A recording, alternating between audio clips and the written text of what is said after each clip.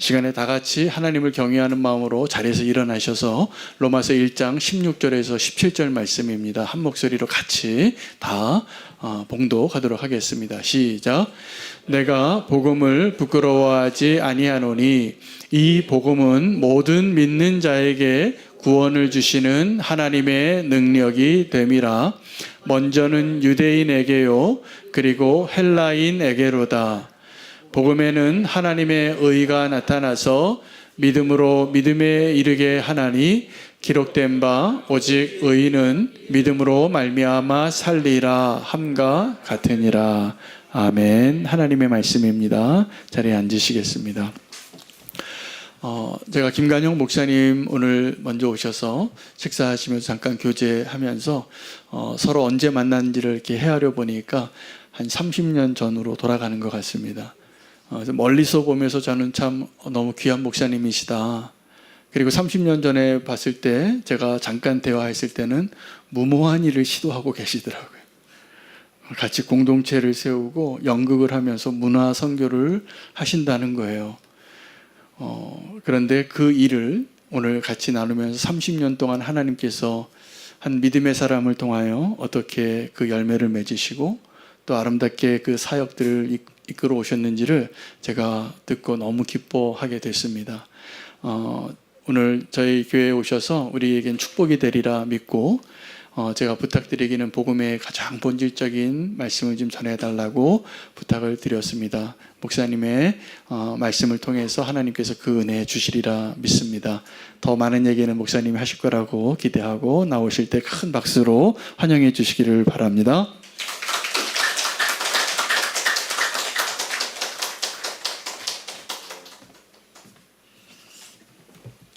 우리 한윤호 목사님은 제가 절대 잊을 수 없는 이름인데요. 저희가 이제까지 창작 그 뮤지컬을 한 15편 가까이 만들었어요. 우리 한국에 있는 뮤지컬 제작사 중에서는 뭐 규모는 좀 저희가 작은 공연들이지만 어쨌든 창작 편수로는 한국에서 가장 많이 창작을 한 팀입니다.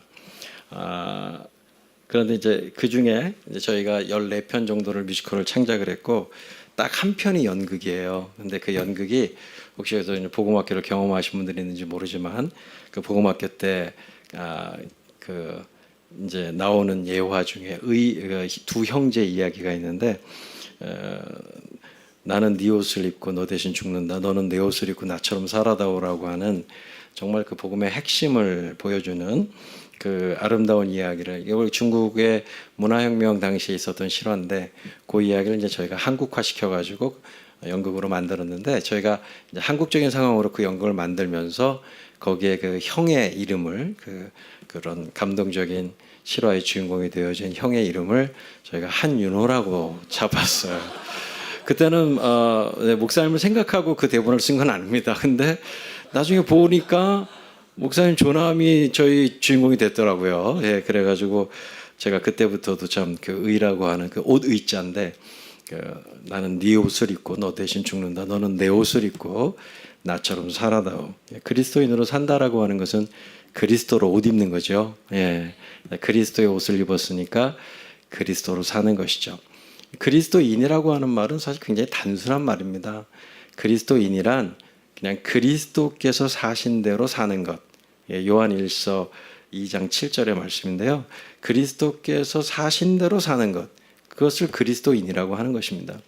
그리스도란 아시는 바와 같이 기름 부음 받은 자라는 뜻인데, 히브리어로는 메시아고 헬라어로는 크리스토스, 그리스도인데요.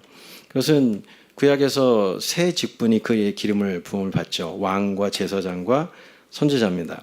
근데 이 왕, 선지자, 제사장은 전부 다 백성들을 구원하는 역할을 하는 사람들이에요. 왕은 무질서 외적으로부터 백성들을 구원하는 사람이고, 제사장은 백성들의 죄로부터 하나님께서 만드신 제사 제도를 통해서 그들을 죄에서 구원해내는 통로가 되는 사람들이고, 선지자들은 우상 숭배와 거짓 진리, 참 진리가 아니죠. 진리 비슷한데 거짓인 이런 것들로부터 백성들을 하나님의 참되신 말씀과 진리로 보호하는, 그래서 말씀으로 구원해내는 이런 역할을 하는 삼중직이죠. 이 삼중직을 예수 그리스도께서 완전하게 홀로 구약의 그 삼중직을 온전하게 이루셨기 때문에 예수 그리스도가 이제는 유일한 그리스도가 되신 것이죠.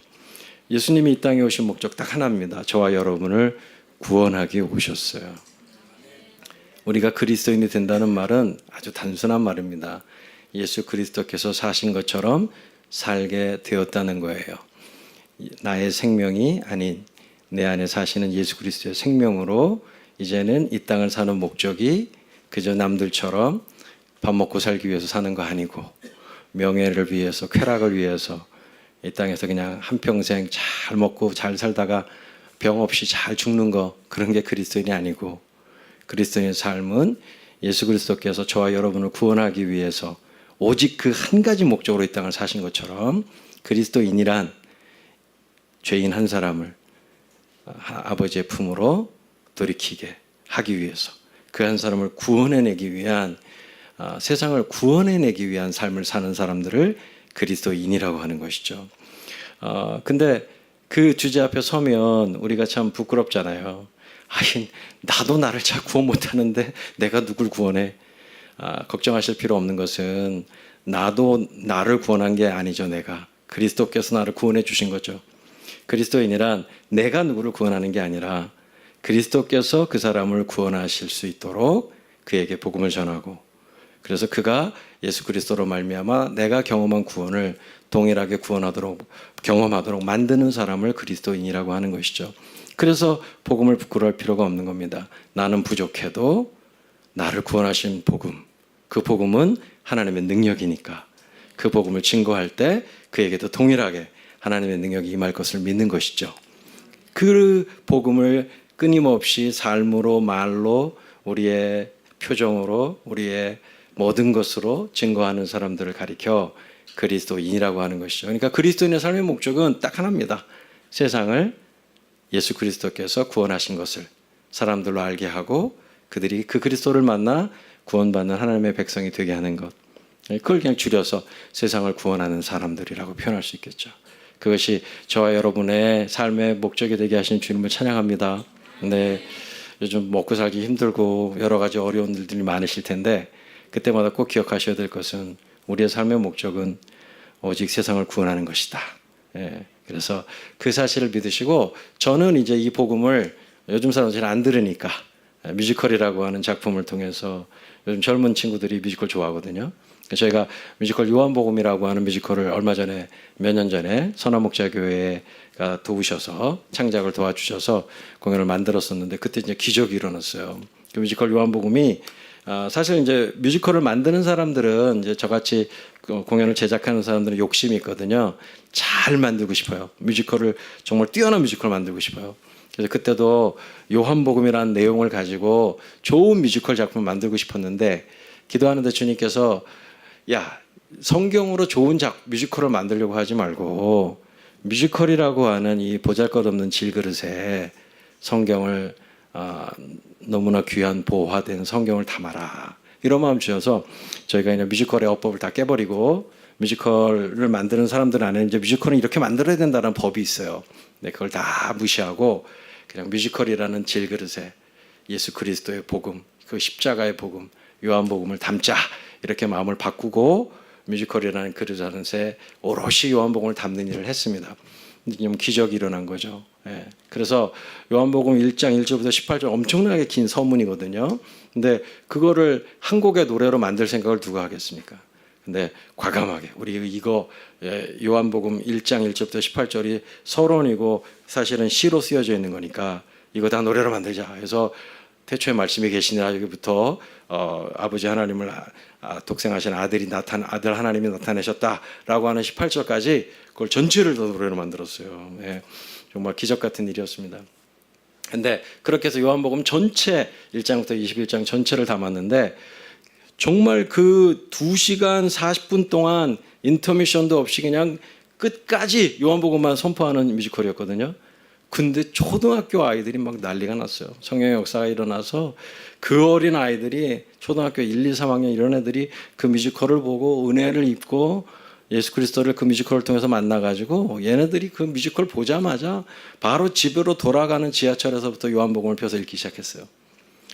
그리고 그냥 방학 내내 아침에 일어나자마자 요한복음을 읽는 그런 열풍이 일어나가지고 저희가 정말 너무나 귀한 간증을 많이 들었습니다. 복음은 하나님의 능력입니다. 우리가 뭘 잘해서가 아니라, 우리가 좋은 뮤지컬을 만들어서가 아니라, 그 뮤지컬은 형편없지만 그 뮤지컬 안에 담겨있는 말씀의 능력이 있기 때문에, 그래서 주님의 구원의 역사가 일어나는 것이죠. 오늘 이 밤에도 저는 아무것도 아닙니다. 엉망인데, 정말 엉망진창 시궁창인데, 그런데 말씀이 능력이 있기 때문에, 하나님의 말씀이 선포될 때 성령께서 우리의 심령 가운데 들려주셔야 할 말씀을 들려주시고 우리를 새롭게 하시고 복음 앞에 새롭게 세워주시면서 우리가 그리스도인이라고 하는 사실을 다시 한번 말씀으로 새롭게 하실 은혜 기대하시죠? 네, 그 은혜 주실 주님을 찬양합니다.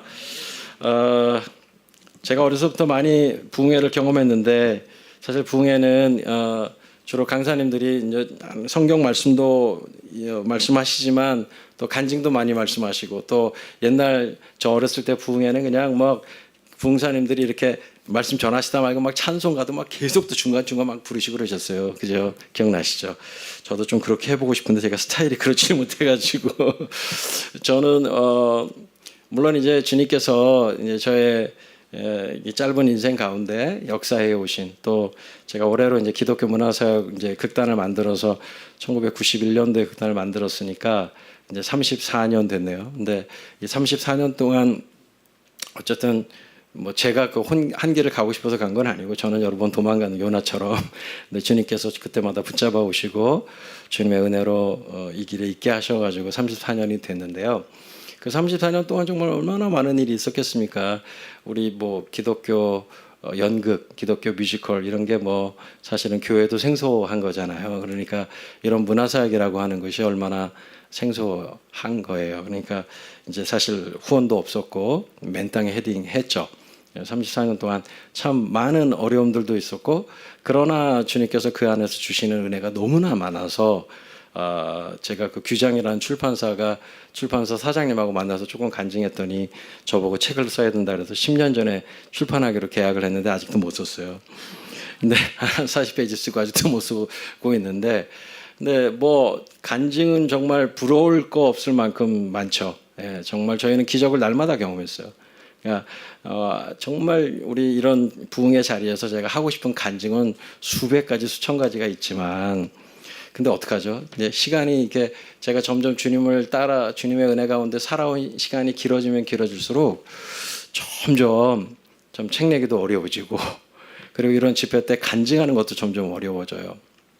왜냐하면 이제 들으시는 분들은 이제 제가 막 이런 주님이 하신 일들을 간증하면 너무 은혜가 되시는데, 간증을 하고 있는 저 개인에게 있어서는 시간이 지나면 지날수록 주님이 저희들에게 해주신 놀라운 일들도 너무 감사하지만, 그런데 그냥 주님을 사랑하고 주님과 함께 이렇게 살아가는 시간이 깊어지면 깊어질수록 점점 제게 너무 은혜가 되는 건, 뭐 주님께서 나를 위해서, 우리를 위해서 막 많은 삶 속에서 기적을 베풀어 주시고 놀라운 간증거리를 주시고, 뭐 그냥 뭐 재정적으로 채워 주시고, 뭐 병도 낫게 해 주시고, 뭐 이런 기적보다 시간이 흐르면 흐를수록 제게 귀해지는 건 성경이에요. 성경이 너무 좋아요. 그냥 이 성경 외에 다른 가치를 별로 두고 싶지 않아요. 그러니까 시간이 흐를수록 성경이 너무 좋고, 정말 아까 우리 찬양했잖아요. 날 사랑하심, 날 사랑하심. 그게 좋은 거는 성경에 써 있기 때문이죠. 예. 성경에 써 있으니까 믿을 수 있는 거죠. 시간이 흐를수록 성경 외에는 뭘 더 말하고 싶지 않아요. 그래서 사실 목사님께 이런 부탁을 드리고 싶었어요. 이 집회 이름을 부흥사경회라고 해주세요. 그래서 제가 예전에 정말 간증 많이 하고 다녔는데, 이게 시간이 흐를수록 점점 간증은 별로 안 하고 싶고, 사실 성경만 깊이 같이 보고 싶어요. 네. 그래서 제가 사실은 그렇게 3일 동안 좀 성경만 이렇게 말씀 같이 나누고 싶어서 제목들을 정말 굵직한 제목들을 잡았습니다. 이게 사실은 이 타이틀 하나하나가 몇 년씩 공부를 해도 뭐 속 시원한 공부를 했다라고 말할 수 없는 어마어마한 타이틀들이에요. 오늘이 복음이고 내일이 하나님의 의, The Righteousness of God, 하나님의 의고 그리고 이제 셋째 날이 믿음이라는 테마인데 사실 우리의 신앙에 있어서 가장 중요한 테마들이에요. 이 복음, 하나님의 의, 믿음. 로마서 1장 16절 17절이 로마서 전체의 주제 성구거든요. 이 두 절에서부터 로마서 전체가 사실은 퍼져나가는 것이고 이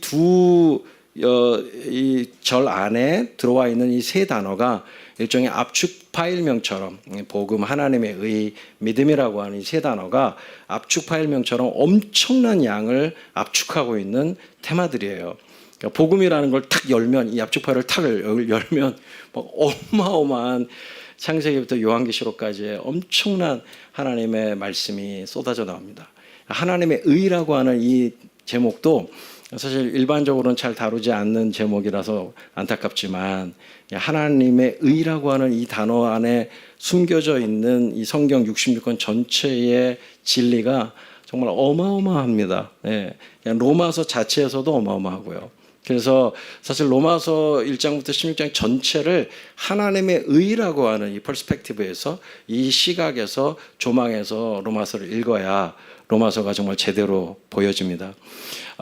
엄청난 양이에요. 믿음, 우리가 뭐 맨날 믿는다라고 말하고 믿음으로 산다고 말하지만 정작 그리스도인들이 믿음에 대해서 정확한 정의를 내려보라고 그러면 잘 못 내려요. 잘 못 내리는 이유 중에 하나는 믿음이라고 하는 이 단어가 가지고 있는 엄청난 진리 때문이에요. 그 진리가 어마어마하게 폭이 넓기 때문에 믿음이라고 하는 말에 대해서도 어떤 의미에서는 우리가 다 정확히 정의를 내리기 어려울 만큼 엄청난 진리의 보고가 그 단어에도 숨겨져 있습니다. 3일이라는 짧은 기간 안에 또 저에게 주어진 큐시트에 45분이더라고요. 이 기간 안에, 이 시간 안에 제가 이걸 녹여낼 수 있는 건 저에게 능력 바뀌고요. 제가 다 알지도 못할 뿐 아니라 또 그렇게 압축해서 말할 능력도 없어서 그냥 적절하게 주님이 허락하시는 시간 안에서 제가 진행을 하다가 시간이 되면 일단 끊고 내일 계속하겠습니다. 이렇게 하고 내일로 넘어가고 그렇게 해가지고 3일 동안 한 결과 너무나 부족하다. 이렇게 되면 나중에 한번 따로 또 이렇게 옛날에 우리 한국교회 부흥회는 진짜 놀라웠지 않습니까? 기억하시는 분들이 계시겠지만 주일부터 주일까지 일주일 부흥회하고 그리고 새벽, 오전, 오후, 밤 이렇게 하루에 4번 집회했습니다. 그렇게 일주일을 했어요. 그러니까 그때는 한국교회 뜨거웠어요. 왜냐하면 사실 복음이라고 하는 건 집중의 원리가 필요하거든요. 그러니까 이렇게 뜨문뜨문 안 돼요. 한꺼번에 정말 집중해서 그냥 확 이렇게 복음 가운데 들어가야 되는데 그러려면 이게 지금 같은 부흥의 형태를 가지고는 사실 거의 불가능해요. 사실 그 순회 선교단이라는 팀이 일주일 동안 복음학교를 해가지고 그 하나님의 역사를 경험했던 것이거든요. 집중의 원리 때문에. 근데 그런 것처럼 정말 우리는 교회가 언제 한번 정말 그렇게 시간 딱 한번 내셔가지고 어디 기도원을 들어가든 산속에 들어가든 그래서 아침부터 밤까지 복음만 듣는 이게 사실 예수님 그렇게 하셨잖아요. 오병이어 기적하실 때 막 몇 날 며칠을 사람들하고 베세다 들녘에서 말씀을 나누셨잖아요. 네, 하나님의 아들이시고 사실 하나님이신 예수님께서 그렇게 복음을 전하셨다면 우리 같이 부족한 사람들이 얼마나 더 많은 시간이 필요하겠습니까? 그죠? 그래서 언제 한번 진짜 그렇게 정말 우리가 담부장 해제하고 정말 다 그냥 세상 다 끊어내고 아까 우리 찬송 이것은 나의 간증이요 했는데 그 간증의 핵심이 세상과 나는 간고도 없고 구속한 주만 보이는 거잖아요. 정말 그렇게 구속한 주만 만나는 그리스도의 복음만 우리가 집중하는 그런 시간 한번 나중에 주님이 허락하시면 또 한번 가졌으면 좋겠고 또 우리 목사님과 함께 이미 그런 시간을 갖고 계시니까 우리는 교회가 저는 이제 부족하게 전하고 가겠지만 그러나 또 목사님을 통해서 또 나중에 또 기회를 주신다면 우리가 더 긴 시간 동안 함께 복음을 나눴으면 좋겠습니다. 할렐루야. 그래서 오늘 로마서 1장 16절의 시작이 나는 복음을 부끄러워하지 아니하노니 이렇게 합니다. 같이 해볼까요? 나는 복음을 부끄러워하지 아니하노니. 네, 오늘 제가 첫날 저녁에 드리는 이 말씀이 약간 좀 당황스러운 말씀일 수도 있어요. 이제 후반부에 가서 결론적인 주제를 말씀드릴 때 조금 당황스러우실 수도 있는 표현이 나올 텐데 그러나 이제 3일을 다 들어보시면 그 당황스러운 표현이 어떤 의미인지 정확히 이해하시게 될 텐데요. 일단은 진리는 역설적이라는 사실을 꼭 먼저 말씀드리고 싶어요. 성경 자체가 역설적입니다. 역설이라는 말의 의미는요, 영어로 이제 paradox라고 하는데, 이 말의 의미는 겉으로 봐서는 모순돼 보이는 거예요.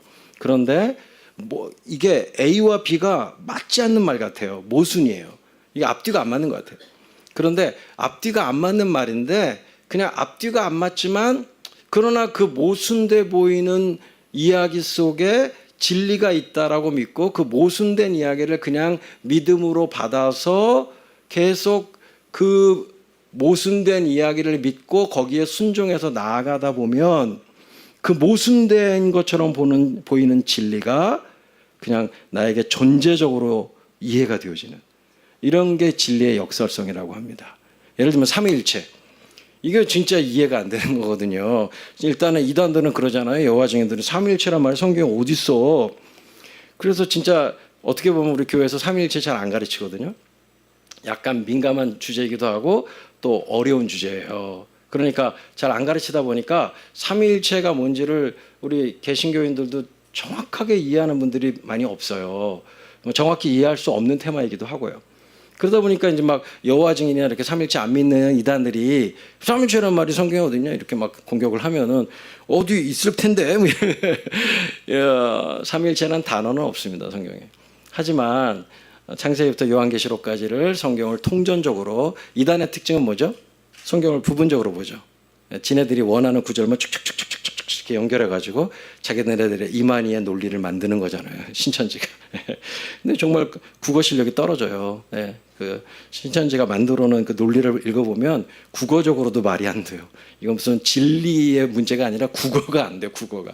그래서 신천지는 국어 공부를 많이 해야 되는 팀이에요. 근데 어쨌든 논리적으로 너무 말이 안 되는 이야기들에 우리 개신교인들이 정말 터무니없이 그런 사람들의 말에 귀를 기울이는 이유는 뭐냐면 우리가 그만큼 성경을 몰라서 그런 거예요. 그리고 성경의 통전적인 시각. 성경은 하나님께서 이렇게 우리한테 교리를 던지신 게 아니잖아요. 물론 성경에서 우리는 교리를 뽑아낼 필요가 있어요. 왜냐하면 성경을 이해하려고 할 때 뼈대가 서 있어야 되기 때문에 교리는 뼈대와 같은 거거든요. 그래서 뼈대가 잘 서 있으면 살이 잘 붙어요. 그래서 성경 전체를 이해하는 데 굉장히 도움이 되는데 교리는 나쁜 게 아닙니다. 좋은 거예요. 그리고 2000년 동안 우리 교회가 만들어낸 이 정확한 교리들은 성경 66권을 이해하는 데 정말 필요한 이 해석의 원칙들입니다. 굉장히 중요한 거예요. 그런데 이제 어쨌든 이 뭐 삼위일체 같은 이런 부분들은 창세기부터 요한계시록 전체를 묵상하지 않으면 나올 수 없는 진리예요. 근데 66권 전체를 통전적으로 총체적으로 묵상하면 삼위일체라는 결론에 도달할 수밖에 없어요. 예. 그냥 삼위일체가 뭐냐라 그러면 아주 간단하게 이해하실 수 있어요. 성부 하나님, 성자 하나님, 성령 하나님. 근데 이 세 분이 다 하나님이시다. 성부는 하나님이시다. 성자는 하나님이시다. 성령은 하나님이시다. 이걸 믿는 겁니다. 그런데 여기서 조심하셔야 되는 것은 성부는 성자가 아니다. 성자는 성부가 아니다. 성부는 성령이 아니다. 성령은 성부가 아니다. 성령은 성자가 아니다. 성자는 성령이 아니다. 요것까지 믿으셔야 돼요. 그러니까 영원히 세 분이신데 그런데 영원히 한 분이신 하나님이시다.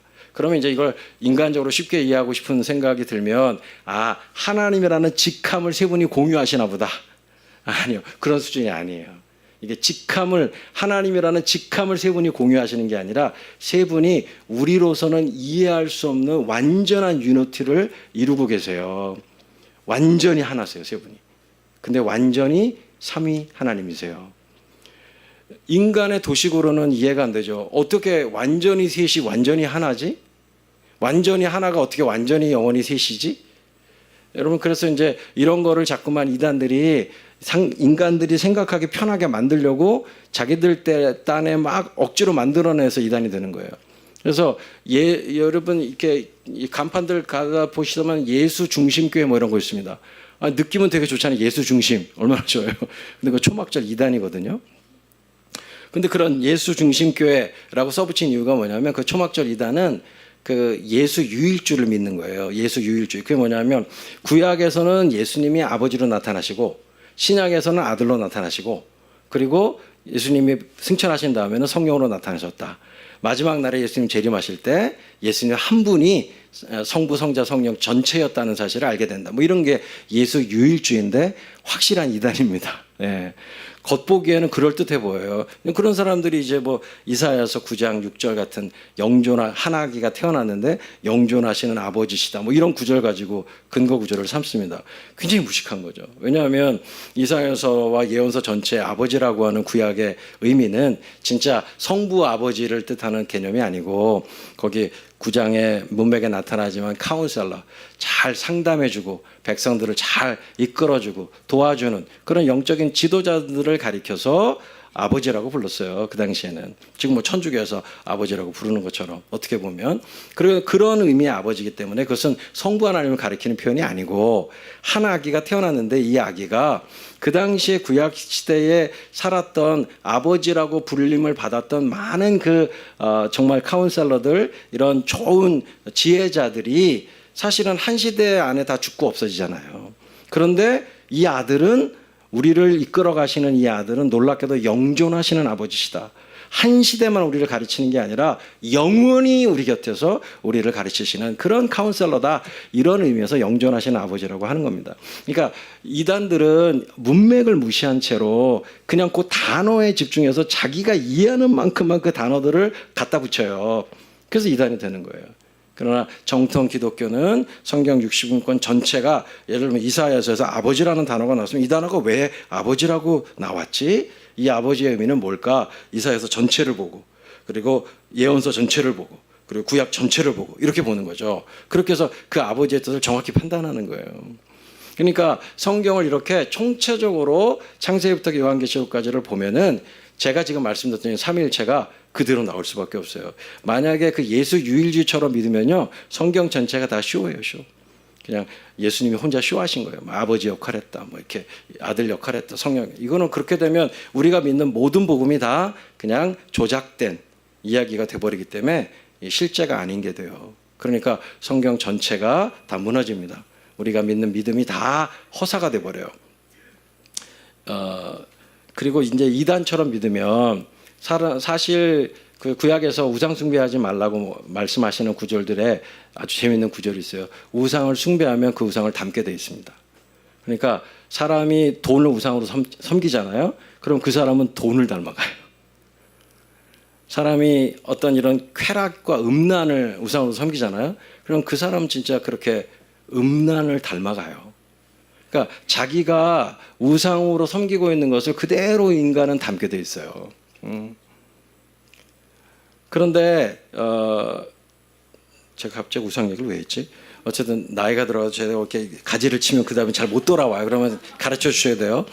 그래서 죄송해요, 우리 장로님들 앞에서 제가 나이 들었단 말해서 너무 죄송한데 어찌됐든 결론적으로 말하자면 그러니까 이 삼위일체 이것은 우리로서는 어떻게 우리를 창조하신 창조주 하나님의 존재의 양식을 피조물인 우리가 이해할 수 있겠어요? 그냥 야 나는 삼위일체 하나님이야. 나는 성부, 성자, 성령으로 영원히 존재하지만 그리고 이 실제지만 그러나 영원히 하나인 하나님이야. 이렇게 말씀하시면 그냥 그게 모순돼 보이잖아요. 셋이 어떻게 하나고 하나가 어떻게 셋이야. 우리의 수학적 개념으로는 모순이죠.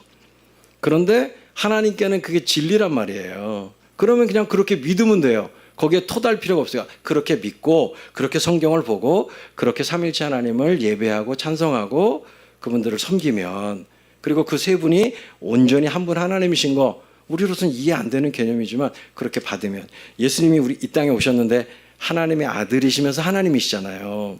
그리고 그분 안에 완전한 하나님과 완전한 인간이 완전히 하나가 돼 있잖아요. 인성과 신성이 온전히 하나잖아요. 그러면 이런 것들도 신비거든요. 이건 우리 잘 몰라요. 이게 어떻게 인성과 신성이 온전히 영원히 그대로 예수님 안에 신성과 인성이 오롯이 존재하면서 오롯이 그게 온전히 하나가 되는지 이런 거 굉장히 신비한 영역입니다. 우리로서는 다 알 수가 없죠.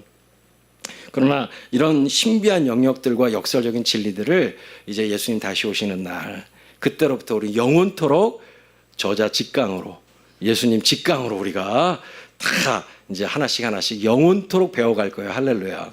근데 그 배워가는 게 그저 지적인 노름이 아니고요.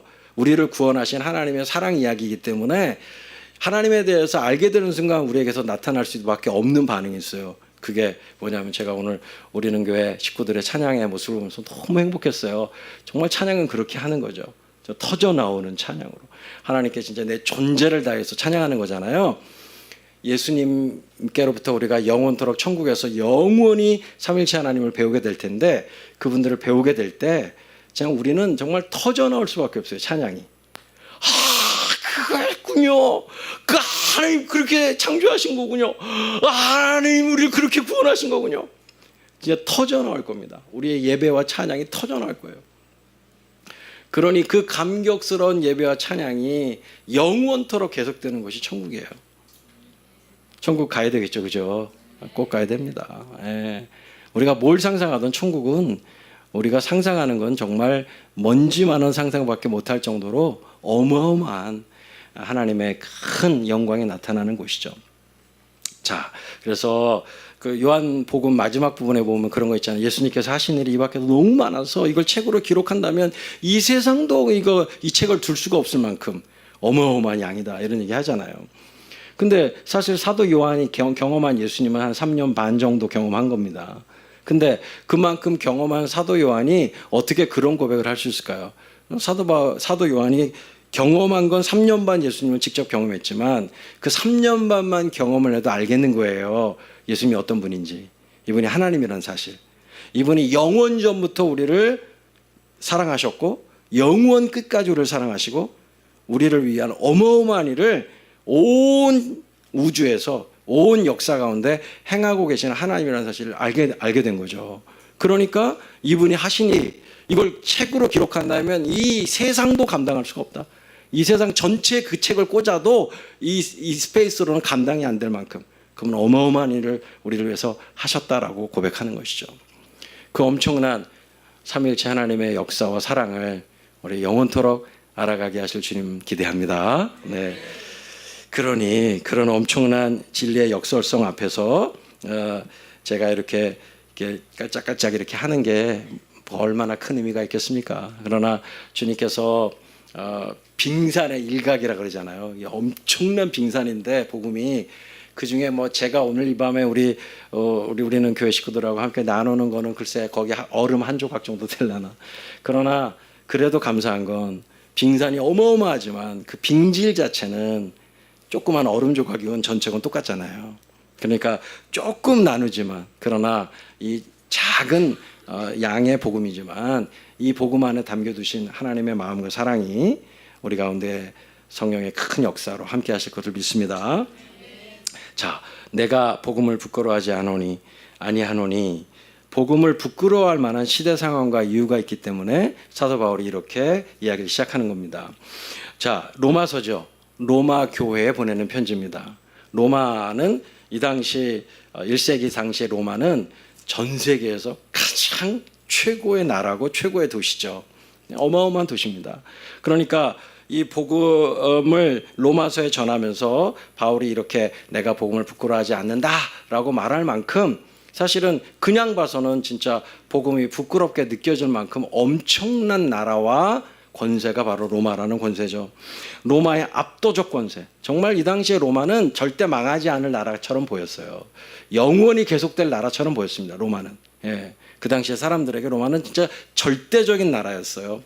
이 로마의 압도적 권세, 그리고 그 로마가 만들어낸 엄청난 문화, 로마가 그리스의 철학과 인문학을 그대로 받아들이면서 그 안에 녹여내면서 헬라의 문화를 만들어냈으니까 로마가 가지고 있었던 문화는 진짜 엄청난 문화입니다. 그 로마의 화려하고 크고 화려한 문화에 비해서 십자가에서 죽은 나사렛 사람 예수와 그가 세운 교회의 초라함은 이루 말할 수 없는 거죠. 지금 우리는 그리스도인이고 우리는 교회니까 우리에게는 사도 바울이 커 보이고 우리에게는 초대교회가 커 보이고 신약성경 말씀이 위대한 말씀으로 보이지만 그 당시에 사도 바울이 로마서를 기록할 당시에 초대교회를 생각해 보세요. 사도 바울이 일평생 선교하고 교회를 세웠지만 사도 바울이 로마 제국 전역에 세운 교회들 전체 교인수 합치면 얼마나 될까요? 얼마 되지 않아요. 가서 세운 교회들이 다 몇십 명짜리 교회들이에요. 무슨 대형 교회를 세운 게 아닙니다. 가는 곳에 몇십 명 세워놓고 또 다른 데서 몇십 명 세워놓고 또 뭐 그 기껏해 이제 에베소 같은 데서는 오래 목회했으니까 뭐 몇백 명 모였겠죠. 그러나 지금으로 보자면 아주 작고 미약한 집단이에요. 로마 제국이라고 하는 어마어마한 제국에 비하면 정말 작은 집단이 아닐 수 없어요. 교회의 초라함 이루 말할 수가 없죠. 게다가 그 당시에 교회들은 가난하게 짝이 없었죠. 무슨 돈도 없지, 우리 같은 이런 건물도 없지. 저도 가난한 개척교회 아들이라 이런 상가 교회만 제가 정말 아버지 그 뒤늦게 원래 저희 집안에서 저만 목사하기로 했는데 갑자기 아버지를 주님이 부르셔가지고 갑자기 목회를 하시게 되는 바람에 제가 중3 때부터 대학교 2학년 때까지 아버지 교회에서 이 상가교회를 섬겼는데 사실 얼마나 이 비좁은 공간에서 한정된 공간에서 어려움이 많으세요. 여러 가지 어려움들이 있으실 텐데 그러나 사실 생각해 보면 초대교회에 사도 바울과 함께 모였던 교회들을 생각해 보면 진짜 우리는 럭저리한 교회입니다. 이런 진짜 예배당 너무 좋은 거예요 지금. 예. 그 당시엔 다 가정집에서 모였잖아요. 그러니까 사실 그 교회의 초라함 이루 말할 수 없고 가난하고 그리고 십자가에서 죽은 나사렛 사람 예수라고 하는 이 말 자체가 그냥 30년 목수 생활하다가 어느 날 목수 청년 하나가 갈보리 언덕 골고다에서 십자가에 못 박혀 죽었는데 그런데 그 십자가에 못 박혀 죽은 33살짜리 청년이 그 청년이 하나님의 아들이고 우리를 구원하신 그리스도고 그분이 더 나아가서 삼일체 하나님의 성자 하나님이라고 하는 이 복음이 그 당시에 로마 사람들의 귀에는 어떻게 들렸겠어요. 정신 나간 소리 하네. 정말 이 로마가 가지고 있었던 철학과 그 로마의 어마어마한 그 로마 그리스 신화 읽어보셨죠? 그 엄청난 신화를 갖고 있잖아요. 그 사람들이 그 다이나믹하고 어마어마한 신화와 뭐 소위 말하는 인문학과 엄청난 철학과 이런 것들을 갖고 있던 그 사람들의 귀에 아니 그 나사렛이라고 하는 알지도 못하는 완전히 뭐 유다 땅 안에서도 촌동네 중에 촌동네죠. 나사렛은 랍비라고 사람들 가르치는 사람들 사이에 속담이 있었어요. 아 이제 나사렛에나 가시지 이런 속담이 있습니다. 그건 뭐냐면 당신을 따르는 사람들이 이제 없으니 당신은 이제 퇴물이니까 나사렛이나 가서 거기서 조용히 여생을 보내시오 뭐 이런 겁니다. 그러니까 나사렛이라는 동네 자체가 그렇게 아주 사람들에게는 천대받던 그런 알아주지 않는 동네입니다. 근데 그 동네에서 목수로 30년 가까이를 사셨으니 뭐 그런 사실 우리는 예수님을 되게 멋있게 막 그리고 영화들 보면 예수님 되게 잘생기시고 막 머리 길고 막 엄청 잘생기셨잖아요. 그죠? 근데 천국 가서 그런 예수님 찾으시면 아마 없을걸요.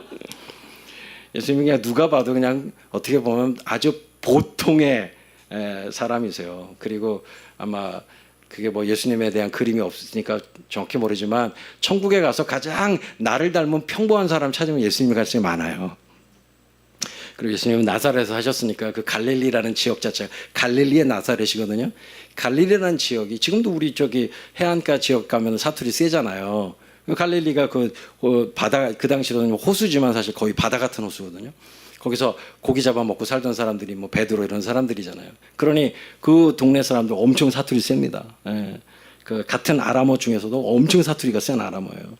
그러니까 딱 들으면 갈릴리 사람이구나 이렇게 금방 아는 말이에요. 그러니까 우리가 생각하는 예수님 되게 멋있게 느껴지지만 어쩌면 예수님이 진짜 말씀을 전할 때는 아따 그런 게 니들은 말이야 하나님 이렇게 믿어야 되는겨 뭐 이렇게 하셨을 수도 있어요. 지금 우리로 말하자면 그러면 니고데모 같은 사람이 볼 때는 확 깨는 거죠.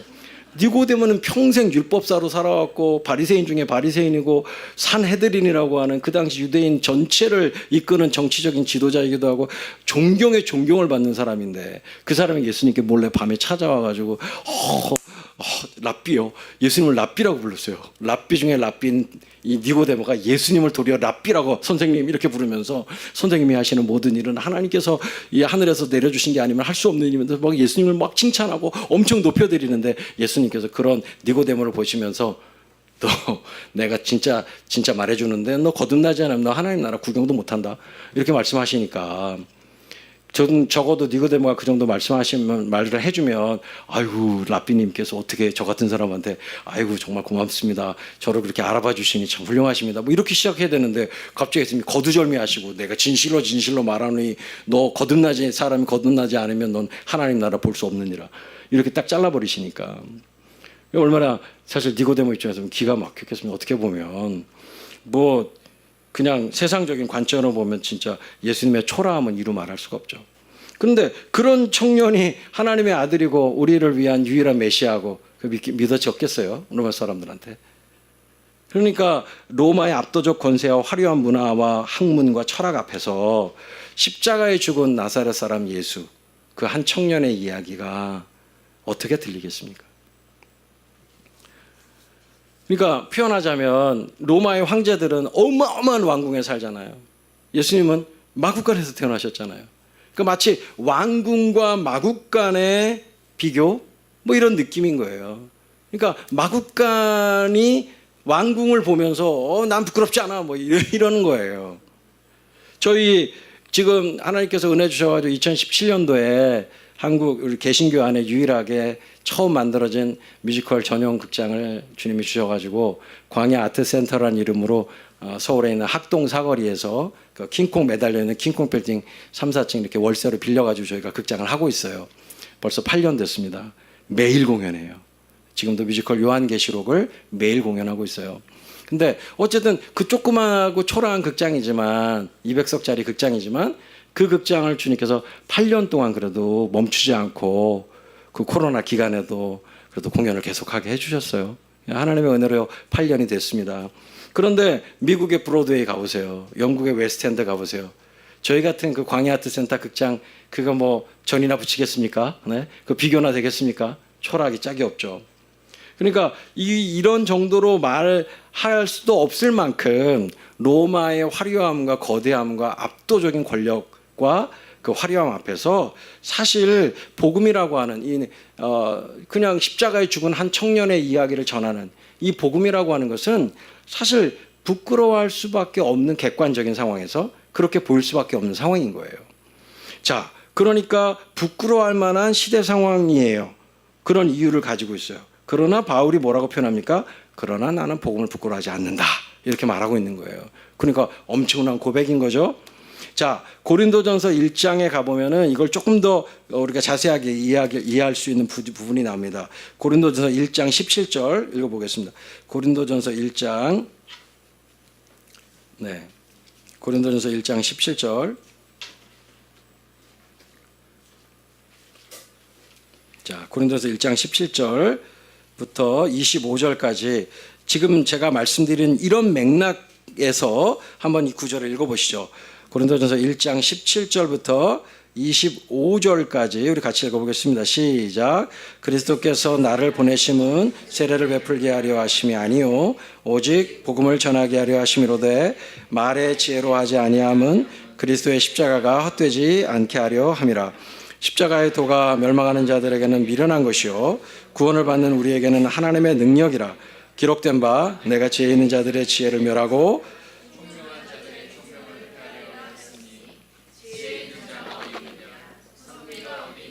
이 세대의 변론가가 어디 있느냐? 하나님께서 이 세상의 지혜를 미련하게 하신 것이 아니냐? 하나님의 지혜에 있어서는 이 세상이 자기 지혜로 하나님을 알지 못하므로 하나님께서 전도에 미련한 것으로 믿는 자들을 구원하시기를 기뻐하셨도다. 유대인은 표적을 구하고 헬라인은 지혜를 찾으나 우리는 십자가에 못 박힌 그리스도를 전하니 유대인에게는 거리끼는 것이요 이방인에게는 미련한 것이로되 오직 부르심을 받은 자들에게는 유대인이나 헬라인이나 그리스도는 하나님의 능력이요 하나님의 지혜니라. 하나님의 어리석음이 사람보다 지혜롭고 하나님의 약하심이 사람보다 강하니라. 아멘. 이 맥락입니다. 이 맥락. 그러니까 유대인들은요 참 신기하게도 계속 기적을 요구하는 사람들이에요. 사실 유대인만큼 기적을 많이 본 사람들이 있을까요? 역사적으로 40년 내내 아침마다 만나가 내렸잖아요. 심지어 황금 송아지를 만들어서 하나님을 배반했던 그 다음날 새벽에도 만나를 내리셨거든요. 만약 저와 여러분이 하나님이라고 생각해 보세요. 황금 송아지, 쬐끄만 황금 송아지 만들어 놓고 애굽에서 인도하는 여호와로라 이렇게 말하면 하나님께서 그렇게 하나님을 우상으로 만들지 말라고 그렇게 정말 십계명에서 강조하셨음에도 불구하고 그 짓을 하고 그 우상 숭배 애굽에서 봤던 그 행태로 막 음란한 짓을 하고 하면 그 다음날 아침에 만나 내리고 싶겠습니까? 저와 여러분이 하나님이라면. 근데 하나님은 그 다음날 새벽에도 만나를 내리셨어요. 40년 동안 만나가 끊이질 않았어요. 그리고 40년 내내 불기둥과 구름기둥으로 그들을 인도하셨어요. 불기둥과 구름기둥이 어떤 거냐면 사실 두 기둥이 있는 게 아니고요. 하나의 기둥인데 이제 신명기 민수기 말씀 보시면 그 안에 이제 불이 있어요. 그리고 바깥에 구름이 싸고 있습니다. 그러면 원래 그냥 물리적으로 과학적으로 보자면은 그게 어떻게 불과 구름이 어떻게 함께 하겠어요? 그게 불가능한 얘기죠. 근데 하나님이시기 때문에 가능한 겁니다. 하나님이 세우신 기둥이니까 안에는 불이 있어요. 밖에는 구름이 싸고 있습니다. 그래서 그냥 봤을 때는 낮에는 그게 구름 기둥으로 보여요. 근데 밤이 되면 불 기둥이 되는 거예요. 하나의 기둥입니다. 근데 그 기둥이 얼마나 큰 기둥이냐면 장정만 60만 명의 이스라엘 사람들이 아이들과 아녀자들까지 합하면 약 200만 명쯤 됐을 겁니다. 엄청난 숫자죠. 200만 명. 그 200만 명이 광야를 도는데 그 200만 명에게 그늘을 제공해줘요. 그 구름 기둥이. 밤이 되면 그 불 기둥이 200만 명의 보일러예요. 춥지 않게 광야에서 자게 하시는 거예요. 그러면 그 기둥의 크기가 얼마나 했을까요? 200만 명의 그늘이 되어지고 200만 명을 따뜻하게 해주는 이 정도의 크기의 기둥이었으면 어느 정도 크기였을까요? 이 기둥이 상상을 초월하는 크기입니다. 이스라엘 백성들이 홍해를 건너서 이 구름 기둥, 불 기둥의 인도함을 받기 시작했을 때 여호수아서를 읽어보면 기생 라합이 이미 여리고성 사람들이 이미 가나안 백성들이 그 소문을 들었어요. 소문이 날 수밖에 없죠. 어떤 민족이 애굽에서 나왔는데 그 민족을 홍해를 가르고 마른 땅으로 건너게 하시고 매일 아침마다 만나를 먹여주시고 그들의 움직이는 모든 것들을 여러분 광야는 길이 없잖아요. 그러니까 광야에서는 지도가 필요한 게 아니에요. 또 더 나아가서는 나침반도 필요한 게 아닙니다. 광야에서 정말 필요한 건 딱 하나예요. 인도자. 그들을 이끄는 선한 목자가 필요한 거지 다른 게 필요하지 않아요. 그런데 그 어마어마한 기둥으로 이 200만 명이 넘는 이스라엘 백성들을 이끄셨단 말이에요. 40년 동안. 아니 더 이상 무슨 기적이 필요합니까? 그냥 기적을 깔고 지고 이고 살았던 사람들이 유대인들이에요. 근데 기가 막힌 사실은 유대인들이 그렇게 기적을 날마다 경험했는데 결국 40년 동안 다 광야에서 반역해서 죽습니다. 그러니까 분명히 알 수 있는 건 기적은 믿음의 근거가 될 수 없다. 믿음을 시작하는 하나의 접촉점은 될 수 있지만 기적은 믿음의 근거가 될 수 없어요.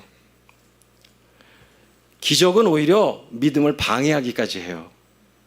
너무 죄송한데 제가 아는 권사님 한 분 체중이 30kg까지 될 정도로 정말 알 수 없는 지금은 아마 병명이 현대의학이 발달해서 병명을 아마 붙였을 것 같은데 그 권사님이 그렇게 되셨을 때는 누구도 그 병명을 알 수도 없는 병이었어요. 그냥 말라가시는데 방법이 없어요. 30kg가 되셨어요. 뼈만 남았어요. 의사들이 가족들을 불러놓고 장례식 준비하세요. 이제 끝났습니다. 이렇게 말했어요. 근데 그때 그 병원을 돌던 어떤 전도자 한 분이 그 권사님 예수 믿기 전의 상태죠. 전도자 한 분이 그냥 주님 주시는 마음으로 병실에 들어와서 그 권사님을 위해서 그러니까 그 당시엔 권사님이 아니시죠. 그분을 위해서 기도했어요. 근데 기적이 일어난 거죠. 그 다음 날부터 체중이 늘기 시작하고 그 다음 날부터 정상으로 돌아와가지고 의사들이 도무지 어떻게 해석을 할 수 없는 기적이 일어난 거예요. 그래서 이번에 태어나자마자 교회를 다니기 시작했고 권사님이 되셨어요. 엄청난 기적이었죠. 근데 놀라운 사실은요.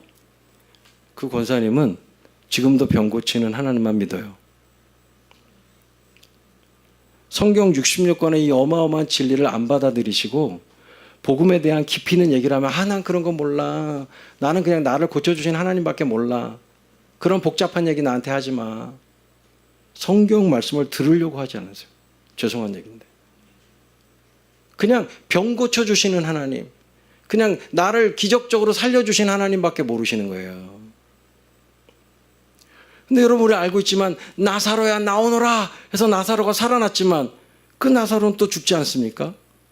예수 그리스도께서 우리에게 주실 완전한 부활에 대한 예표로 살려주신 거지. 그 나사로가 잠깐 살아난 게 그게 진리의 어마어마한 그 크기 앞에 작은 거죠. 작은 예표에 불과하죠. 근데 그냥 나사로가 그거 하나만 알고 나 무덤에서 살아났어, 그거 하나만 믿고 예수 그리스도에 대한 어마어마한 진리를 거부한다면 난 그런 거 복잡해 몰라요. 그냥 난 무덤에서 나온 나밖에 몰라. 난 그 하나님밖에 안 믿어. 이런 식으로 간다면 그게 얼마나 믿음에 있어서 정말 진짜 믿어야 될 하나님을 못 믿게 만드는 방해가 되는 거죠. 그러니까 기적은 절대 믿음의 근거가 될 수 없어요. 믿음을 갖게 하는, 복음을 듣게 하는 접촉점 정도는 될 수 있지만, 그러나 기적 자체는 믿음의 근거가 될 수 없어요. 그런데 유대인들은 끊임없이 기적만 요구한단 말이에요. 기적을 하나 경험했으면 그러면 그 기적을 통로로 삼아서 믿음을 갖고 하나님의 진리 앞에서 그 진리를 따라가야 되는데, 유대인들은 굉장히 율법 중심이고 말씀을 좋아하는 사람처럼 보이지만 그들의 마지막 판단 근거는 항상 기적이었어요. 기적. 그러니까 니고데모 같은 사람도 예수님께 밤에 몰래 찾아왔던 이유가 유대인들이 기본적으로 기적을 좋아하고 기적에 근거하고 있기 때문에, 아무리 나사렛 사람이고 촌사람이지만 기적을 베푸는 건 분명하니까, 그러니까 예수님께 찾아온 거예요. 그리고 그 예수님을 어떻게든지 자기네 바리새파로 좀 끌어들이려고 온 거죠. 근데 예수님께서 네가 날 끌어들이려고? 네가 나한테 와야지. 그걸 이제 거듭남의 한 측면으로 주님 말씀하시죠. 자, 결론적으로 유대인들은 끊임없이 이런 기적을 요구하는데, 이런 기적을 요구하는 유대인들에게 사실 사도 바울이 기적을 안 베푼 건 아니죠. 사도행전을 보면 바울이 엄청난 기적들을 베풀죠.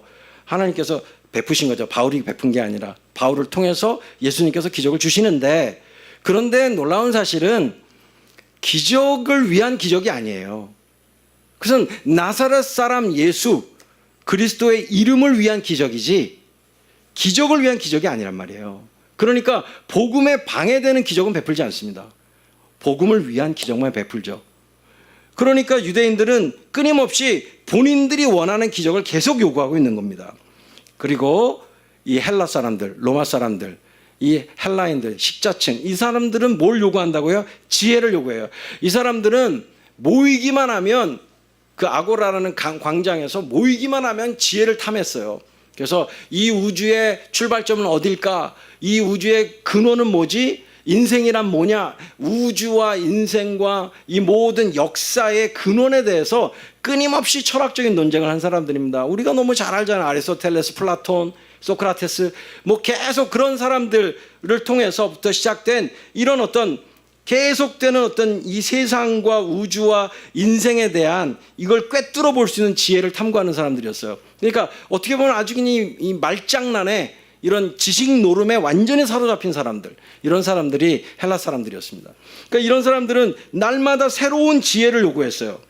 근데 이렇게 새로운 기적과 새로운 지혜를 요구하는 사람들에게 예수 그리스도라고 하는 십자가에 죽으신 그분에 대한, 이 십자가에 못 박힌 그리스도 구원자에 대한 이것이 그들에게 들려지는 소식이고, 이게 그들에게 들려져야 될 영원한 소식이라고 말할 때 그 사람들이 콧방귀나 꼈겠습니까?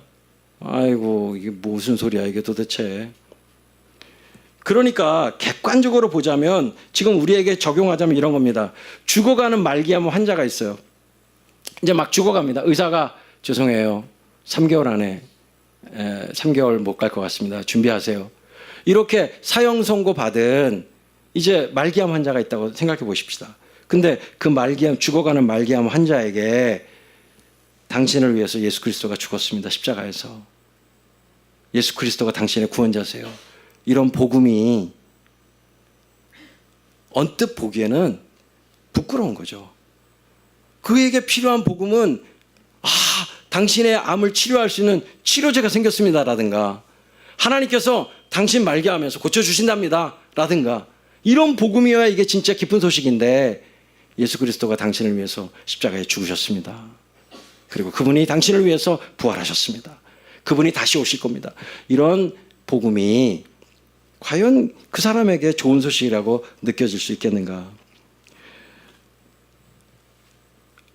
인생과 우주와 세상을 꿰뚫어 보는 지혜를 탐하는 자들에게 그런 과학적 지식과 세상의 성공의 원칙이나 이런 지혜와 처세술을 원하는 이런 사람들에게 당신을 위해서 예수님이 죽으셨습니다라고 하는 이 단순한 복음이 과연 그들에게 좋은 소식이 될 수 있을까? 그러니까 사실 우리의 입장에서 보면 지금 사실 복음 잘 못 전하시잖아요. 3만 불이 넘어가면요. 이거는 선교 역사에 있어서 이거는 뭐 변함없는 정설입니다. 어떤 지역이 3만 불이 넘어가면 복음 전하기가 어려워져요. 왜냐하면 사람들의 관심이 3만 불이 넘어가면 이제 먹고 사는 문제가 해결이 됐음에도 불구하고 더 잘 사는 데만 관심이 있어요. 그거 참 신기하죠. 우리 예전에 우리 한국에 저 초등학교 다닐 때만 해도 저 국민학교 다닐 때만 해도 도시락 못 사오는 애들 많았습니다. 저도 꽁보리밥과 된장 휘휘 이렇게 풀어놓은 그냥 된장국이죠. 예, 그걸로만 몇 개월씩 도시락 싸갈 정도로 저희 집도 가난했거든요. 뭐 개척교회 아들이 뭐가 있었겠어요. 1사분기 등록금을 4사분기에 내고 뭐 그렇게 살았거든요. 그런데 그런 당시에는 우리가 얼마나 예수님 찾았고 밤마다 교회에서 기도했고 정말 주님을 향한 사랑이 얼마나 뜨거웠습니까? 근데 그 당시에 그렇게 모였던 우리 그리스도인들이 예수님 우리 잘 살게 해주세요 그런 기도한 게 아니에요. 그때의 교회에 모여서 했던 기도들은 그런 내용들이 아니었습니다. 하나님 우리 정말 하나님 잘 믿게 해주세요. 하나님 사랑하게 해주세요. 정말 저 내 이웃이 예수님 믿게 해주세요. 우리 교회가 하나님의 영광을 위해서 쓰임받게 해주세요. 이런 기도가 더 많았습니다. 가난한 날에. 근데 지금 우리 이만큼 먹고 살게 됐는데 오히려 그런 기도는 많이 사라지고 이제 뭐가 그렇게 인생에서 더 필요한지 하나님 우리 애들 이렇게 되게 해주세요. 우리 남편 이렇게 되게 해주세요. 하나님 살아계시다면 이 문제 좀 해결해 주세요. 이런 게 훨씬 더 우리가 지금 기도가 많아요. 먼저 그 나라와 그의 의를 구하는 기도보다 먹고 사는 문제, 내 인생에 해결이 돼야 될 문제들 이런 걸 위한 기도가 우리 훨씬 많다고요. 지금 옛날에 비하면 월등히 잘 살게 됐는데 그런데 사람들의 관심은 하나님 나라에 있는 게 아니라 이 세상 나라에 더 많아요. 더 잘 살고 싶어 해요. 욕심은 끝이 없습니다. 욕심은 만족보다 항상 큽니다. 우린 이미 만족하고도 남을 만큼 받았거든요. 근데 우리의 욕심은 끊임없이 하나님을 우리의 욕심의 통로로 삼으려고 해요.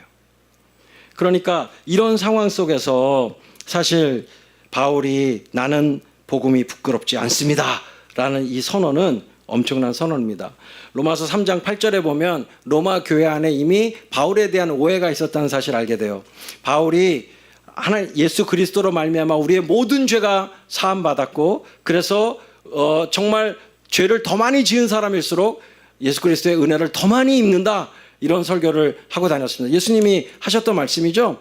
그 바리새인 집에 가셨을 때 시몬이라고 하는 바리새인이 예수님 발 씻으는 물도 안 주고 머리에 기름도 안 발라주고 웰컴 안 해줬거든요. 그런데 그 집에 몸을 파는 여자가 들어와서 자신의 향유 옥합을 깨뜨려서 예수님의 발을 씻기고 하는 장면 속에서 시몬이 속으로 비아냥거리잖아요. 아, 저 예수라는 분이 저 여자가 어떤 여자인 줄 알았으면 받지 않았을 텐데 뭐 이렇게 했을 때 예수님께서 말씀하시잖아요. 시몬아, 너는 내가 이 집에 들어왔을 때 웰컴 안 해줬잖아. 근데 이 여인은 자신의 인생 전체를 나에게 지금 이렇게 하고 있다. 그렇게 말씀하시면서 예수님이 놀라운 말씀하시죠. 많이 사함받은 자가 많이 살아간다. 정말 놀라운 말씀이에요.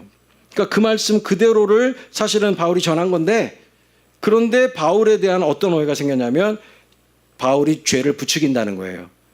은혜가 풍성해지려면 죄를 더 많이 져야 돼. 이런 식으로 설교하고 다닌다고 거짓말하는 사람들이 나타난 거예요. 바울은 그렇게 설교한 적이 한 번도 없어요.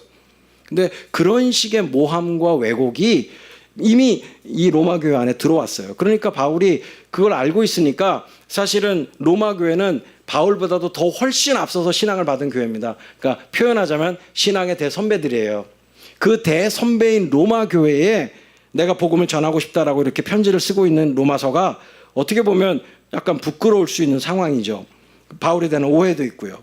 그래서 로마서 15장에 보면은 바울이 여러분들 안에 한번 읽어볼까요? 그거는 로마서 15장 14절. 로마서 15장 14절입니다. 제가 지금 시간을 벌써 이미 많이 넘기고 있죠, 목사님. 원래 시간이 몇 시까지죠? 제가 지금 시계도 못 보고 있네. 원래 시간이 몇 시까지입니까? 50분까지인가요? 지나갔나요, 이미? 그렇죠. 네. 그러면 제가 양해를 구하겠습니다. 지금이 20시 55분이거든요. 8시 55분. 9시 10분까지 해도 될까요?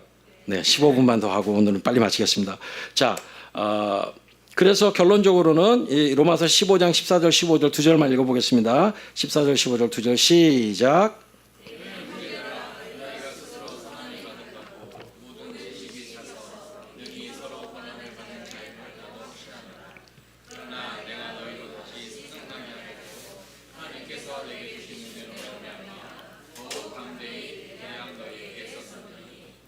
사도 바울이 로마서를 지금 마감하면서 내가 로마서에 보낸 이 편지의 모든 내용들 이거 이미 여러분들이 다 아는 내용이고 여러분들이 이미 여러분들의 모든 교회에서의 문제나 이런 것에 대해서 여러분들 스스로가 이걸 다 풀어낼 수 있는 복음과 지식이 여러분들에게 다 있다는 거 제가 알지만 그러나 제가 내게 주신 은혜를 힘입어서 그냥 담대하게 좀 적었습니다. 이렇게 양해를 구하는 부분이에요. 그러니까 바울이 이렇게 조심스럽게 말할 정도로 로마 교회는 사실 바울에게 있어서는 신앙의 대선배들이에요. 그러니까 이런 상황 속에서 바울이 사실은 조금 이 로마서, 그러니까 로마라는 제국에 대해서도 그렇지만 로마 교회에 대해서도 이렇게 편지를 이렇게 쓰고 또 복음을 로마 교회에 전하고 싶다라고 표현한다는 것이 약간 어떻게 보면 인간적으로 부끄러울 만한 상황이지요. 그러니까 이런 상황과 이유들은 어떤 의미에서 바울의 내면 안에 묻고 있는 거예요. 바울, 복음이 부끄럽지 않아요? 뭐 이렇게 묻는 셈입니다. 이 모든 것들이. 그들이 그렇게 물어보니까 바울이 답하는 것과 같은 형태인 거예요. 복음이 부끄럽지 않나요? 이렇게 물어보는 사람들에게 바울이 그대로 그 질문으로 답을 하고 있는 겁니다. 네, 복음이 전혀 부끄럽지 않습니다. 그러니까 나는 복음이 부끄럽지 않다는 이 바울의 표현은 소극적이고 정말 할 수 없는데 억지로 하는 그런 표현이 아니라 그렇게 물어보니까 그렇게 말하는 그리고 또 이런 약간의 부정문 형태로 부끄럽지 않다라고 이렇게 표현하는 형식이 1세기 초대 교회가 공유하고 있었던 우리 사도신경 했듯이 1세기 교회가 공유하고 있었던 신앙 고백의 한 형태일 수 있기 때문에 바울이 여기서 지금 내가 복음을 부끄러워하지 않는다라는 이 말의 의미가 우리가 그냥 언뜻 생각하는 이미지처럼 바울이 좀 부끄러운데 부끄럽지 않다라고 애쓰는 거 아닐까? 그런 의미가 아니라 오히려 더 공격적으로 더 분명하게 복음에 대한 자랑을 이와 같은 표현으로 하고 있는 것입니다. 한 아이가 엄마가 학교 오는 걸 너무 싫어했어요.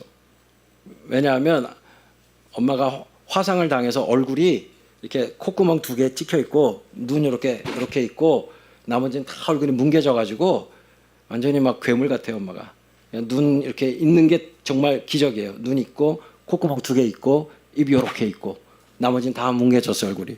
아이가 절대로 엄마 학교 오는 거를 원하지 않죠. 부끄러우니까. 그래서 하여튼 걔는 하여튼 엄마가 학교 근처에라도 오면 오지 않게 하려고 막 진짜 그렇게 신신당부를 하는 그런 여자였습니다. 얘가 중학생이 돼가지고 어느 날 정말 중요한 거를 얘가 빼놓고 가는 바람에 엄마가 어쩔 수 없이 학교에 왔어요. 그래가지고 학교에 들어오지도 못하고 운동장 저 끝 수희 아저씨한테 얘기해가지고 그렇게 아이 나오라 그래서 전해줬는데 엄마가 거기 왔다는 사실 때문에 얘가 막 난리가 난 겁니다. 막 화를 내고 집에 가가지고 막 엄마한테 쏟아부었어요. 근데 그날따라 이모가 한 분 와 계셨었는데 그 이모가 듣다 견디지 못하고 그냥 이 여자를 너 이리 와! 이러고 팍 잡아가지고 방을 팍 끌고 들어가가지고 너 이모가 하는 말 들어. 그러면서 그 이모가 그때부터 이 아이한테 엄마가 왜 그 화상을 입었는지 얘기해 주기 시작하는 겁니다. 알고 봤더니 그 갓난아기 시절에 이 아이를 구하기 위해서 엄마가 불구덩이에 뛰어들어서 그 불난 집 속으로 뛰어들어가서 이 아이를 데리고 나오면서 엄마가 다 그 화상을 입은 거예요. 그런데 이 아이 지키려고 이 아이를 품에 안고 어떻게든지 이 아이를 지키려고 해가지고 이 아이는 하나도 상하지 않았어요. 그 모든 걸 다 엄마가 쏟아 부은 겁니다. 이 사실을 처음으로 이 중학생이 된 조카에게 이모가 막 혼내면서 얘기를 해주는 겁니다. 그제서야 이 아이가 엄마가 왜 화상을 입었는지 평생 한 번도 얘기하지 않았던 엄마가 엄마의 그 화상의 비밀을 알게 된 거죠. 그리고 이 아이가 울기 시작하는데 그 다음부터 이 아이가 학교에서 100일장이 열리면 엄마 얘기를 쓰고 엄마 학교에 오는 걸 너무나 기뻐하고 그리고 엄마를 자랑스러워하고 아이들과 함께 만나 우리 엄마야 라고 엄마를 자랑스러워하는 이렇게 변화된 이 아이의 이야기로 이 아이가 서울시 전체 100일장에서 상을 받은 실화가 있습니다. 여러분, 바울이 이 복음이 부끄럽지 않은 이유는 나사렛 사람 예수라고 하는 한 청년의 죽음이 그 십자가의 죽음이 하나님의 복음의 이 원대하고 어마어마한 복음 안에서 그 십자가가 갖는 의미가 어떤 것인지 그리고 그 십자가의 죽음이 나를 위한 죽음이었다는 사실을 사도 바울이 깨달은 겁니다. 다메섹 도상에서 사도 바울이 예수님을 만났는데 누구십니까? 라고 말할 때 사도 바울에게 임한 예수님의 말씀 나는 네가 핍박하는 나사렛 사람 예수다.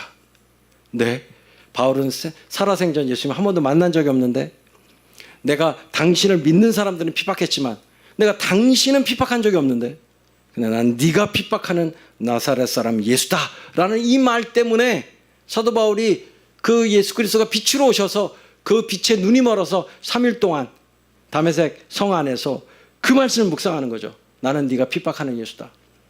도대체 그 말의 의미가 뭘까? 나는 그 나사렛 사람 예수를 만난 적도 없는데 사도 바울 알게 되는 거죠. 십자가의 복음을. 그렇구나. 내가 핍박했던 그리스도인들 그 사람들의 생명이 그들 안에 예수 그리스도가 있기 때문에 내가 그리스도인들을 핍박한 게 그들 안에 계신 나사렛 사람 예수를 핍박한 것이구나. 그렇구나. 그들 안에 예수님의 생명이 있는 거구나. 그렇구나. 이들이 믿는 예수님은 단지 논리와 이런 게 아니라 그들 안에 계신 예수 그리스도 생명으로 오신 그분이시구나. 생명과 생명으로 맞닿아 있구나. 이 사실을 깨달으면서 사도 바울이 알게 되는 거예요. 그렇구나. 십자가에서 예수 나사렛 사람 예수가 죽을 때 그 나사렛 예수 그리스도가 죽을 때 그분 혼자 죽은 게 아니라 그분이 그분의 가슴팍에 우리 모두의 이름을 달고 나 바울의 이름표를 달고 나 대신해서 죽으신 거구나. 그렇다면 그분이 죽을 때 실제로는 나도 함께 죽은 거구나. 내 이름표 달고 죽으셨으니까 나도 함께 죽은 거구나. 그분이 부활할 때 내 이름표 달고 부활하셨으니까 나도 그분과 함께 부활한 거구나. 그분이 승천하실 때 내 이름표 달고 승천하셨으니까 나도 그분과 함께 에베소 2장의 말씀처럼 하늘에 함께 안침받은 거구나. 아, 그렇다면 나 이제 이 땅을 왜 사나? 그분의 이름으로 사는 거구나. 그분이 나를 대신해서 이 땅에 오신 거니까 내 이름표 달고 이 땅에 오셨으니까 이제 내가 이 땅을 사는 이유는 예수 그리스도 그분의 이름을 달고 내가 사는 거구나. 그렇다면 이제 그분과 나는 생명으로 하나 된 것이구나. 이 사실을 깨달은 거죠. 그렇게 깨닫고 나니까 예수 그리스도의 죽음이 사도 바울에게 있어서는 너무나 영광스럽고 자랑할 수밖에 없는 죽음인 거예요. 그냥 나의 죄를 용서해 주고 그저 나를 위해서 죽으신 그런 수준의 죽음이 아니라 그분의 죽음이 나의 죽음이고 그분의 부활이 나의 부활이고 그분의 모든 것이 나의 것이 되었구나 라고 하는 이 사실을 믿음으로 깨닫고 나니까 사도 바울은 이 영광스러운 십자가의 복음을 부끄러워할 이유가 없어진 것이죠. 이 화상 입은 엄마의 얼굴의 의미가 뭔지를 깨달은 딸내미가 엄마를 자랑스러워한 것처럼 사도 바울은 이제 예수 그리스도의 십자가가 전혀 부끄럽지 않은 것입니다. 나사렛 목수의 십자가 죽음이 나 때문이었음을, 나를 대신한 죽음이었음을 깨닫고 받아들이는 것, 이것이 사실은 믿음의 핵심이고 믿음의 전부인 것입니다. 이거 정말 믿으면, 그러면 우리는 복음대로 살지 않을 길이 없어요. 이거 정말 믿으면. 예수님이 나를 위하여, 나를 대신하여 죽으셨다라고 하는 이 사실이 정말 믿어지면 그때부터 그리스도인은 다른 삶을 살 수가 없게 되는 것입니다. 그리스도로 살 수밖에 없는 것이죠. 자, 복음을 부끄러워할 만한 이런 시대 상황과 이유 속에서 바울이 왜 내가 복음을 부끄럽지 않다라고 선언했는지 우리가 지금 살펴본 것입니다. 복음이 부끄럽지 않은 이유, 제가 시간 관계상 제목 수준으로만 말씀을 드리고 오늘은 마치고 내일 제가 좀 더 자세하게 하나님의 의의 부분에서 말씀드리도록 하겠는데요. 복음이 부끄럽지 않은 이유, 이런 상황 속에서 바울이 복음을 부끄러워하지 않는 이유는 말씀드린 것처럼 그 복음이 자신의 생명이 되었기 때문이지만, 그러나 1차적으로는 그렇지만 바울이 그 복음을 전하는 사명자로 임명받았기 때문이에요. 그 앞에 로마서 1장 14절 15절 우리 본문 앞에 있는 말씀인데 한번 빨리 읽어보겠습니다. 14절 15절 두 절입니다. 시작. 로마서 1장 14절 15절 두 절 시작.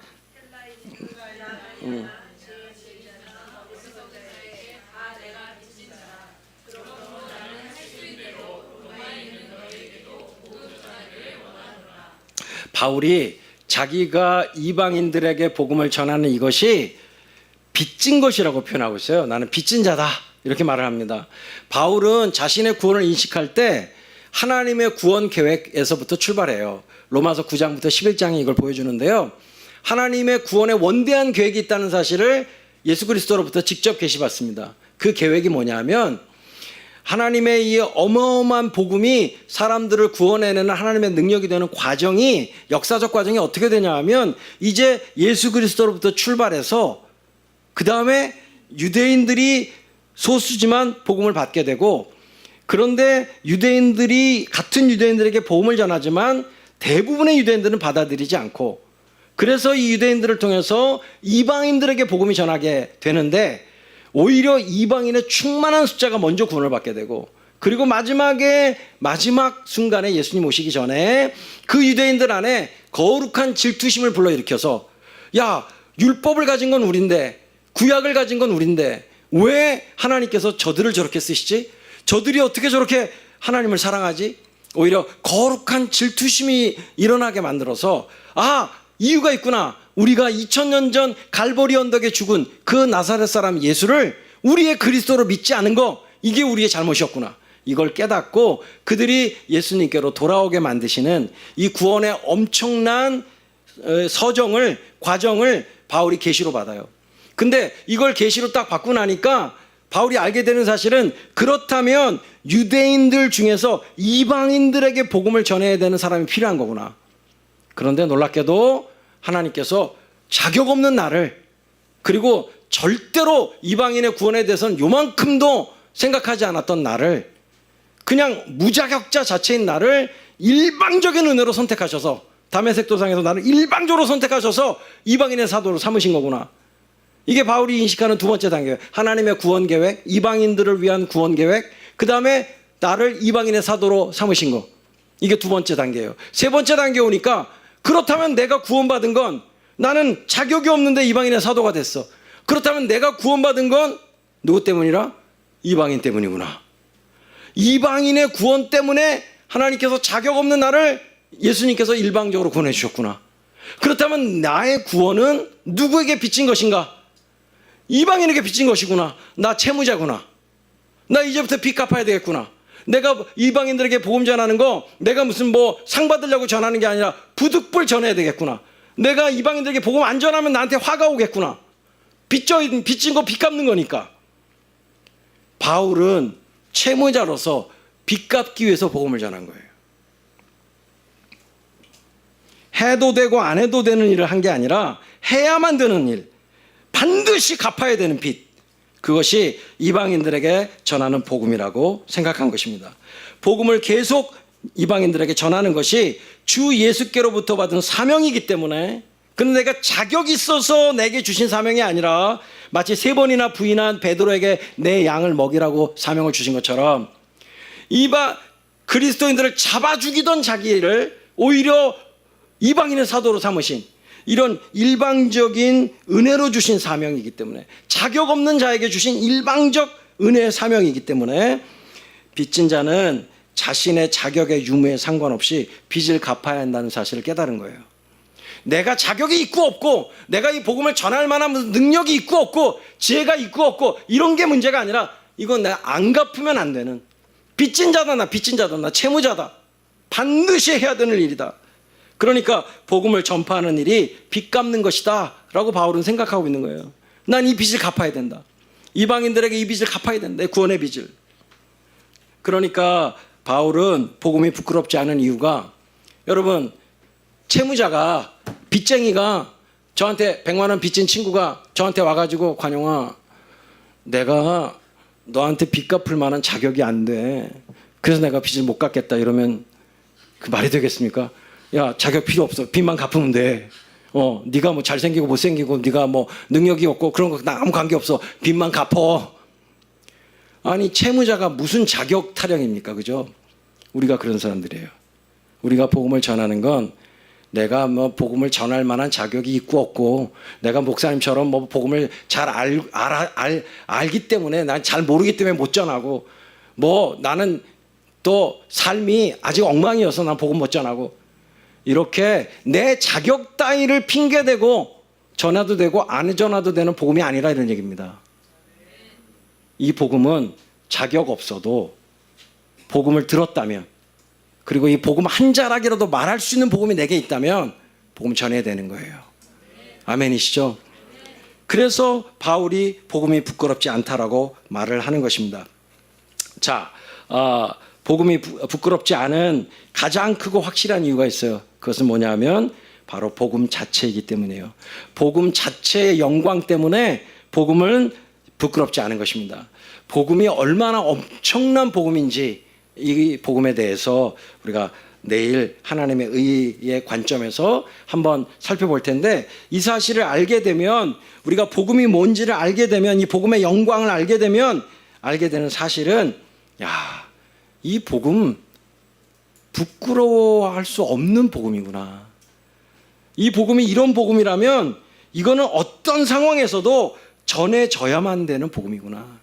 이 사실을 깨닫게 되는 것이죠. 예, 복음이 부끄럽지 않은 가장 크고 확실한 이유는 복음 자체예요. 복음 자체가 전혀 부끄러워할 수 없는 복음이에요. 예, 엄청난 복음입니다.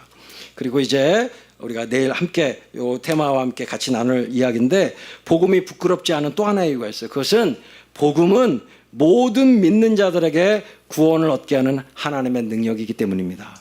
아멘이시죠? 여긴 차별이 없어요. 믿기만 하면, 믿음이라는 통로를 통해서 받기만 하면 나를 구원하는 하나님의 능력을 경험하게 되어 있습니다. 구원이 뭡니까? 구원이라고 하는 것은 한마디로 말씀드리자면, 여러 각도에서 말씀드릴 수 있지만 한마디로 말하자면, 나라는 감옥에서 해방되어서 하나님의 영광을 찬양하게 되는 것이에요. 그게 구원의 가장 큰 핵심이에요. 인생 100년 못 살잖아요. 요즘 좀 더 사시는 분들도 계시죠. 근데 100년을 못 사는 인생 가운데 우리가 한 번도 탈출하지 못하는 감옥이 있습니다. 그 감옥이 바로 자아의 감옥이에요. 나라는 감옥. 나라는 감옥은 죄와 사탄의 지배를 받는 감옥입니다. 죄와 사탄과 죽음의 지배를 받는 감옥이에요. 근데 인생 100년 살면서 한 번도 나라는 감옥에서 탈출하지 못합니다. 결국 나를 위해서 살다가 나를 위해 죽는 거예요. 이것이 지옥이고 이것이 멸망이에요. 성경적인 의미에서. 구원이란 바로 그 아무도 탈출시켜주지 못하는 나라는 감옥에서 건져내셔서 하나님의 영광을 마음껏 예배하고 노래하는 원래 창조하신 하나님의 원형의 창조의 상태로 돌아가는 것, 그것을 구원이라고 하는 것입니다. 근데 이 구원을 가져다 주시는 하나님의 능력이 기적도 아니고요, 지혜도 아니고요, 학문도 아니고요, 십자가의 그리스도이신 것입니다. 오직 십자가의 복음만이 우리를 구원하는 것이죠. 이 사실을 바울이 경험한 거예요. 예수 그리스도의 복음을 만나면서, 이 복음을 생명으로 만나면서 바울이 경험한 거예요. 이 구원을 경험했어요. 바울이라는 나의 감옥에서 나 한 번도 나온 적이 없었구나. 자기의라고 하는 이 감옥에서 한 번도 나 나온 적 없었구나. 하나님과 율법을 섬기는 것 같았지만 결국 하나님도 율법도 다 나를 위해서 섬긴 거구나. 나라고 하는 이 테두리에서 나 한 번도 못 나왔구나. 그런데 놀랍게도 예수 그리스도의 이 복음을 듣는 순간, 하나님이 주신 이 생명의 복음을 받는 순간, 그 내가 그리스도와 함께 십자가에 못 박혀 죽고 내 안에 사시는 예수 그리스도로 말미암아 이제는 나라는 울타리와 감옥에서 벗어나서 마음껏 하나님을 사랑하고, 마음껏 내 이웃을 사랑하고, 마음껏 주님의 몸된 교회를 사랑하는 참된 구원을 바울은 맛본 것입니다. 이 하나님의 능력을 맛보고 나니 이 복음이 부끄러울 리가 없는 거죠. 이 세상의 모든 사람들, 그 어마어마한 로마의 권세와 화려한 문화 가운데 살고 있는 그 모든 사람들 들여다보면 하나도 빠짐없이 다 자아의 감옥에, 죄의 감옥에, 죽음의 감옥에, 사탄의 감옥 안에 갇힌 사람들이거든요. 그 사람들에게 이 예수 그리스도의 영광의 복음, 하나님의 능력의 복음, 십자가의 복음을 전해서 그들이 그 죄와 죽음의 자아의 감옥에서 벗어나서 하나님의 참된 생명, 예수 그리스도의 생명으로 거듭나고 하나님의 자녀가 되게 하는 이 구원의 능력이 복음에 나타나 있기 때문에 이 복음을 부끄러워할 이유가 없다라고 선언하고 있는 것입니다. 내일 밤 이 영광의 복음, 이 하나님의 의라고 하는 단어 안에 담겨져 있는 이 엄청난 복음의 메시지를 우리 함께 이 복음 앞에 함께 서는 시간 주님께서 주실 거 믿으시죠? 네, 기도하겠습니다. 이 시간에 오늘 밤에 함께 기도하실 때 이렇게 기도하고 싶어요. 하나님, 제가 이제까지 내가 이런 사람인데 복음 전할 수 있나? 지금 한국교회가 이렇게 무너져 있는데 복음 전할 수 있나? 우리 너무 지금 부끄러운 상태인데, 나 이렇게 부끄러운 자인데, 나 복음 잘 모르는데, 나 삶이 엉망인데, 나 하나님 앞에서 부끄러운 죄들 갖고 있는데, 나 여전히 욕심꾸러기인데, 나 여전히 하나님 나를 위해서 믿는 사람 수준밖에 안 되는데, 이렇게 생각해 오셨다면 오늘 이 밤에 주님 앞에 회개하십시다. 내 자격이 있고 없고가 복음을 부끄러워할 그런 이유가 될 수 없다는 사실, 자격 없는 자를 부르신, 그래서 우리에게 이 어마어마한 복음을 질그릇과 같은 일회용 컵과 같은 나에게 이 어마어마한 복음을 담아두신 하나님의 은혜, 그래서 이제 이 복음을 너의 어떠함에 상관없이 이 복음을 전하라고 하시는, 이 복음을 온 천하에 다니며 만민에게 전하라고 하시는 이 하나님의 엄청난 은혜와 사랑 앞에 오늘 이 밤에 우리가 함께 결단했으면 좋겠어요. 하나님, 더 이상 내 자격 따위 운운하지 않고 내게 주신 이 어마어마한 복음을 내가 아는 수준에서 내게 허락하신 만큼 전하겠습니다. 복음을 부끄러워하지 않겠습니다. 세상이 교회를 뭐라고 말하던, 또 나의 연약함에 대해서 뭐라고 말하던 그것에 영향받지 않고, 그것 때문에 움츠러들지 않고, 이 복음이 갖고 있는 어마어마한 영광과 능력을 바라보며 역사하실 하나님의 은혜를 구하며 이 복음 전하겠습니다. 시간 다 함께 복음을 부끄러워하지 않겠다라는 믿음의 결단, 우리 함께 주님 앞에 주님의 이름 크게 부르고 기도하시겠습니다. 주여, 사랑하는 주님, 복음을 부끄러워하지 않겠습니다. 우리는 교회 모든 가족들이 더 이상 나의 자격 따위에, 하나님 내가 어떠한 사람인지에 따라 아버지 하나님 복음을 전할 수 있고 없고가 아니라, 하나님 내가 어떤 상태에 있는가에 따라 복음을 전할 수 있고 없고가 아니라, 하나님 내게 맡기신 이 복음, 이 복음의 영광과 능력 때문에 복음을 전할 수밖에 없는 것, 하나님 이 복음을 부끄러워하지 않을 수밖에 수밖에 없는 것 하나님 우리로 알게 하여 주시기를 간절히 원합니다. 사랑하는 주님, 이 복음을 축소하고 왜곡하고 하나님 나를 위한 복음 정도로 아버지 하나님 내가 구원받는 복음 정도로 하나님 내가